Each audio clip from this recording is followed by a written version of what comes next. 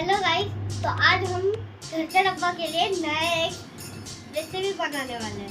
तो हम उसके लिए ब्रेड, हमें सैंडविच बनाना है। तो हम पहले लेंगे ब्रेड।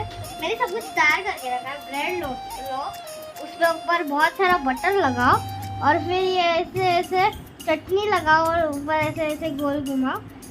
ब्रेडला बटर आणि घरच्या डब्याची सिक्रेट चटणी लावून झाली आहे। तर आपण आता त्याला कांदे वगैरे तुम्हाला जे व्हेजिटेबल्स वगैरे हवे असेल ते लावू शकतो। तर मी सुरू करते। पहिले घ्यायचे कांदा आणि असं ठेवायचं। तुम्हाला जे हवे असेल ती पहिले घेऊ शकता। तुम्हाला जशी हवी असेल तशी भाजी घ्या, एक तशी लावा। एका याच्यावर लावून झालंय माझं। हे थोडं मोठं आहे ना, म्हणून मी हे एकच लावते याच्यावर। आणि हे मग हे मग हे अजून पूर्ण ब्रेड्सवरती एक थोडेसे कांदे ठेवून घ्यायचे। हां, कांदे ठेवून झाले की मग मी तुम्हाला पुढचं स्टेप सांगते। हे बघा, हे कांदे मी ठेवते आता, थोडं हाताला लागते।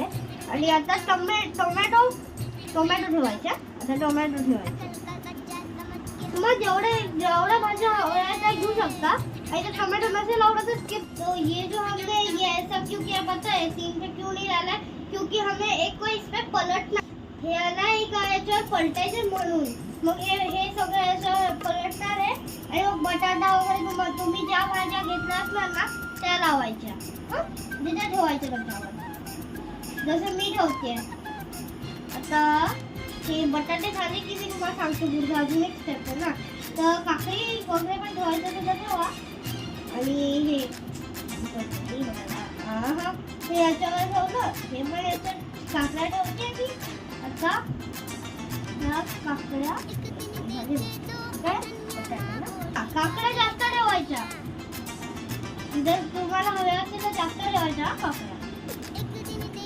आता मी 3 ठेवते काकड्या आणि तुमचं खायला ठीक आहे। आता पुढचं आहे आता भाज्या ठेवून झाल्यात। आता स्वादसाठी माझ्या आजीने बनवलेला चाट मसाला टाकायचा आहे।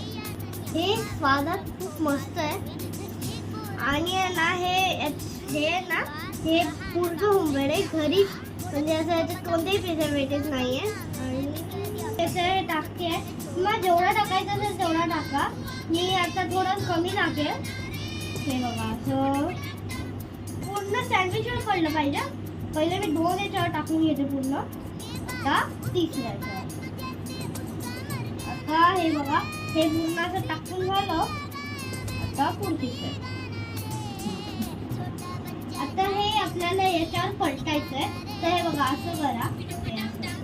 थोडंसं बाहेर निघायचंय। किंवा फ्राय करायचं असेल तर थोडं कमी घ्या या भाज्या।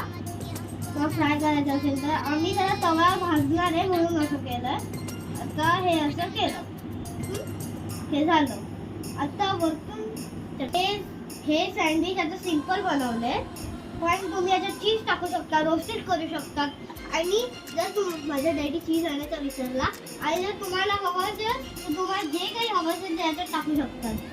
पनीर सुद्धा टाकू शकतात, भेंडी किंवा ज्वारी, बीट टाकायचे। आणि मग असं आपल्याला जसं रोस्ट करायचं ते सगळं करायचं, ते तसं करायचं। आणि तुम्हाला जर आवडलं असेल तर लाईक करा, शेअर करा, सबस्क्राईब करा। आणि घरच्या डब्याला फॉलो करा, लाईक करा। आणि आता मी चालली सँडविच खायला।